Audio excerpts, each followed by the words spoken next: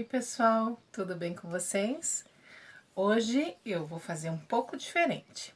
Eu vim aqui dar uma dica muito importante sobre algumas dúvidas que algumas pessoas entram em contato comigo pelas minhas redes sociais, Instagram, Facebook e às vezes até mesmo pelo YouTube, fazendo perguntas importantes que eu acho importante vir esclarecer, porque de repente pode ser uma dúvida de todos vocês.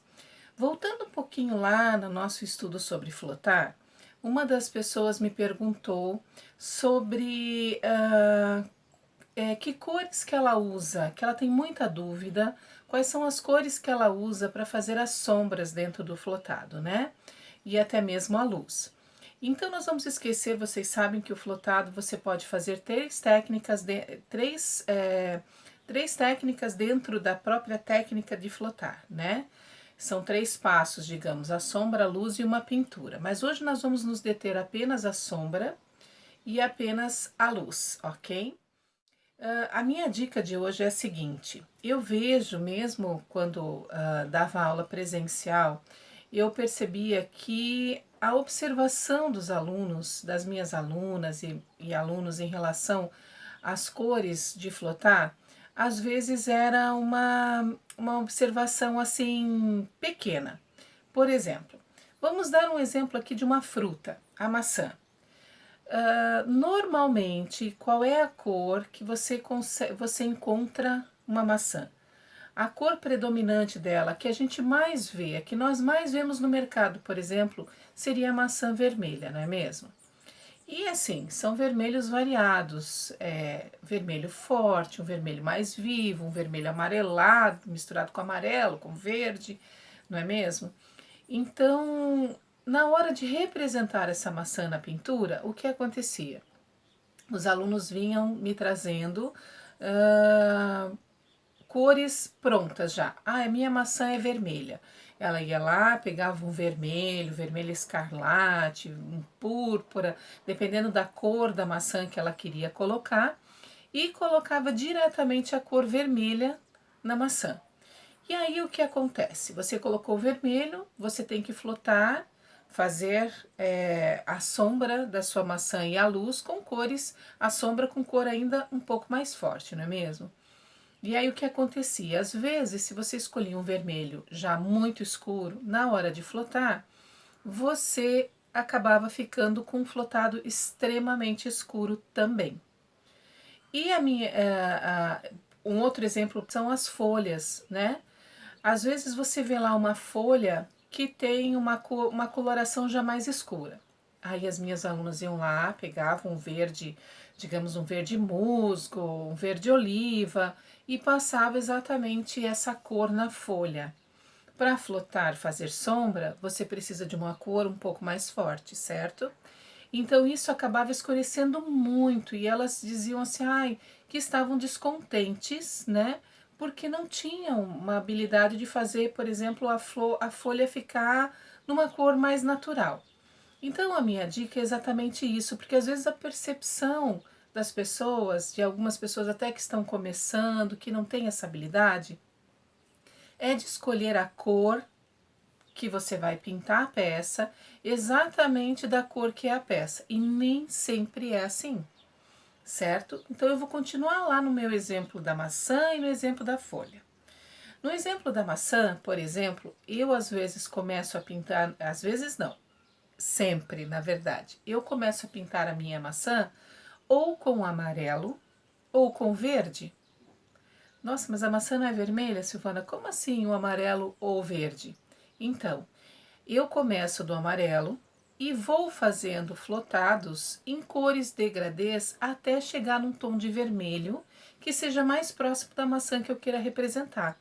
O amarelo que está no fundo ou o verde que está no fundo, ele acaba já sendo um pouco da minha luz, que depois eu vou acentuar no final da minha pintura. Então eu consigo fazer nesse degradê, né, que eu vou representando, eu já consigo fazer nesse degradê um efeito muito interessante, né? E vai deixando uma pintura extremamente mais natural e as cores vão se sobrepondo, trazendo vida à minha peça, trazendo vida à minha pintura. E isso é muito bom. Então é algo que vocês podem começar a observar e a treinar. Na minha folha, por exemplo, eu nunca começo com o verde final da minha folha. Eu sempre começo com verdes bem claros, verdes até ou até às vezes amarelado, dependendo da cor que eu quero representar a minha folha.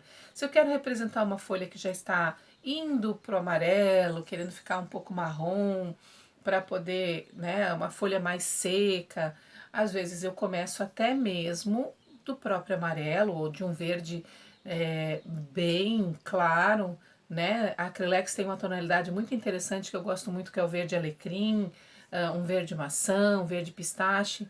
Às vezes eu começo com tonalidades bem claras, para então ir flotando, fazendo as sombras e escurecendo a minha pintura. Então, nem sempre você vai começar com a cor real. E isso é muita observação. Você começa a observar.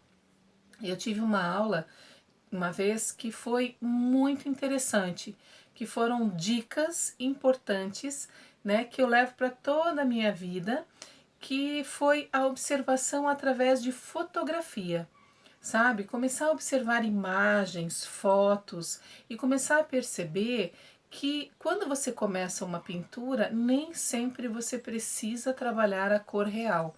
Comece com uma cor mais clara e depois venha trabalhando tonalidades mais escuras, né? Em cima desta cor que às vezes não tem nada a ver com a tonalidade que você precisa chegar no final. Por exemplo, a maçã não é amarela, mas eu começo pintando ela amarela porque o amarelo me ajuda na iluminação final e também nas tonalidades das cores. Então isso é muito importante começar a observar. Para a próxima semana eu vou estar pintando, vou estar fazendo para vocês um passo a passo, de repente, de como trabalhar essas tonalidades. Eu gostaria muito que vocês ficassem atentos e começassem a observar em relação a isso, né? Antes de pintar, antes de fazer um projeto, pegue esse projeto, olhe, analise e veja se realmente é a cor que você, quais cores você pode usar, que cores você pode utilizar, né? E se você tiver dúvida, né, quiser alguma ajuda, eu sei que às vezes eu não consigo responder todo mundo de prontidão, mas assim, você pode estar entrando em contato comigo através do meu Instagram, né? O meu Instagram é @silvanacoppola.art. Tem também o meu Facebook, né? O Facebook da Pincel com Arte por Silvana Coppola, também é a minha página, que a gente pode estar entrando em contato, e aqui pelo YouTube também. Mas o Instagram eu acho que é mais fácil, mandar foto, o próprio Facebook também, né? Então, sempre que vocês tiverem dúvidas, perguntem e comecem a analisar, façam isso, tirem fotos das coisas que vocês queiram pintar e trabalhem isso com tranquilidade na observação. Observe. Prometo gravar uma aula para vocês referente à maçã mesmo, de como fazer e de como chegar até lá, certo? Vamos ver se para a próxima semana eu já consigo deixar tudo prontinho para vocês. Espero que vocês tenham gostado da dica, né? Não trouxe hoje nenhum passo a passo, mas são dicas importantes. Espero que vocês curtam e que vocês coloquem aí no comentário também outras dúvidas que eu possa estar tirando, que eu possa estar ajudando vocês também, ok? Sejam sempre bem-vindos ao meu canal. Se gostaram da dica, deixem o seu joinha, né? Inscrevam-se aqui neste canal e também ativem o sininho para sempre estarem recebendo em casa com comodidade, com facilidade, dicas de pintura e também algumas coisas importantes e fundamentais para vocês caminharem aí dentro da pintura decorativa, ok? Um grande beijo e até a próxima!